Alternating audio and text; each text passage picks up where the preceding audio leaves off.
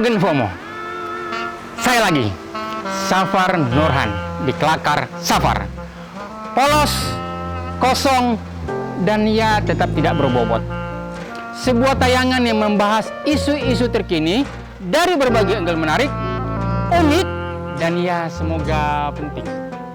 Tapi ingat, di sini dilarang baper.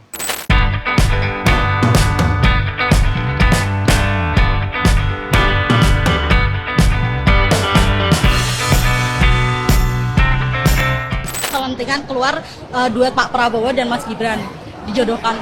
Itu aja juga didengerin. Pertama umur, yang kedua baru 2 tahun aja jadi wali kota. Yang logis saja lah.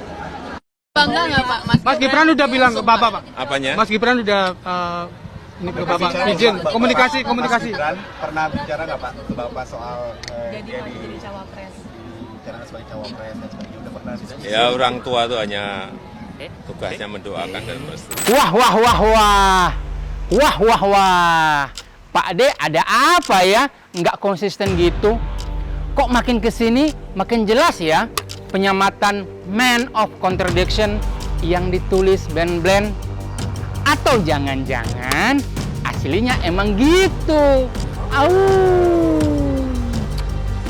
Video pendek yang viral itu seolah membenarkan kecurigaan netizen kalau Pak D mau bikin dinasti politik jelang lengser.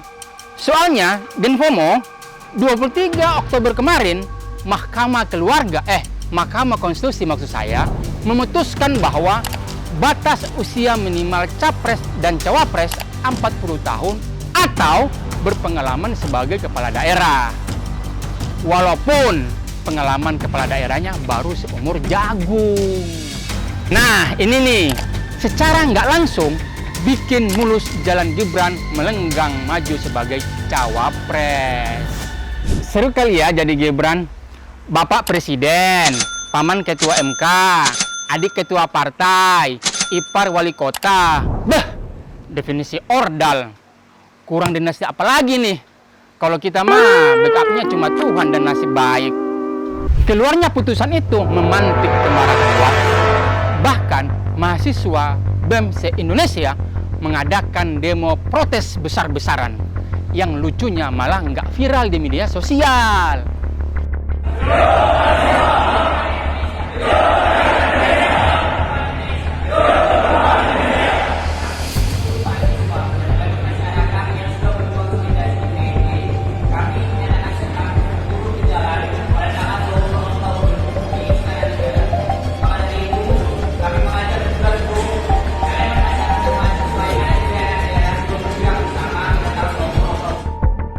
Nggak butuh waktu lama, begitu drama malu-malu kucing Mas Gibran terbongkar, doi langsung gerak cepat soan ke ketum-ketum partai pendukung Prabowo Subianto di Jakarta.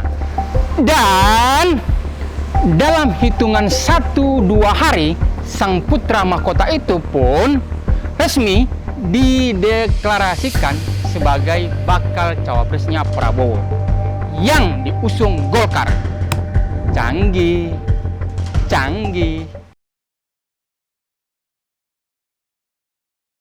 Bakal calon presiden Bapak Prabowo Subianto dan bakal calon wakil presiden Mas Gibran Rakabuming Raka. Saya ingin menyampaikan di sini bahwa kami Prabowo Subianto dan Gibran Rakabuming Raka, kata Pak Boni ya, ini keputusan aklamasi, bulat, dan konsensus. Wih, kayak nggak ada harga dirinya tuh. Ketum-ketum partai yang udah senior sampai bisa tunduk dan bertekuk lutut di hadapan bocah berumur 36 tahun. Sadis. Terlalu sadis caramu menjadikan diriku. Dalam pidatonya saat deklarasi Golkar, Erlangga Hartarto menyamakan Gibran dengan sosok Sultan Syahrir. Waduh, hei Bung, jaga mulut Anda ya.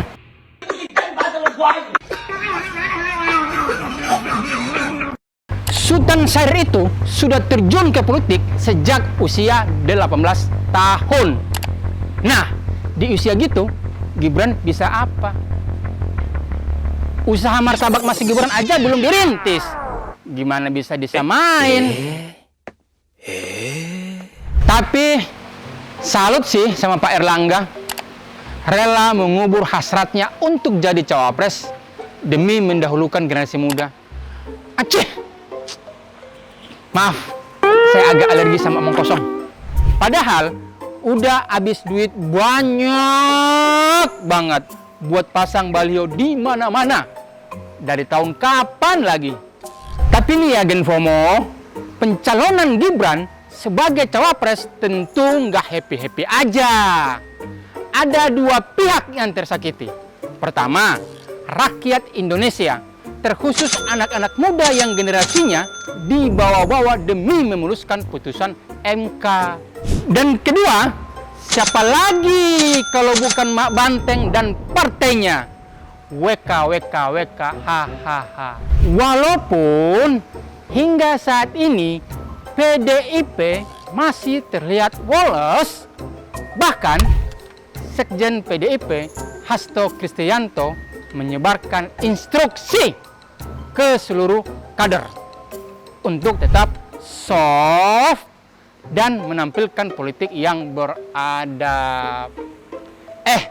Tapi kita tahulah ya, hati seorang ibu mana yang tak hancur ketika dikhianati oleh anaknya. Kalau kata pepatah, hubungan Mega Jokowi ini bagai memelihara anak harimau. Waktu masih kecil, dirawat dan dibesarkan seperti anak sendiri. Ketika udah besar, malah menerkam. Dan sekedar info nih ya, hingga dideklarasikannya Gibran sebagai cawapres Prabowo, status Gibran masih tetap kader PDIP dan wali kota Solo. Kesannya ya, PDIP ini malah bersikap kurang tegas. Atau emang sengaja digantungin nih.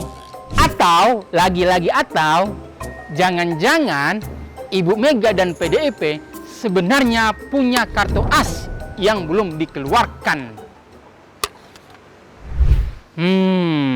Makin seru aja nih. Tapi ya, saya pribadi sangat nggak setuju dengan keputusan MK dan pemaksaan Gibran jadi cawapres.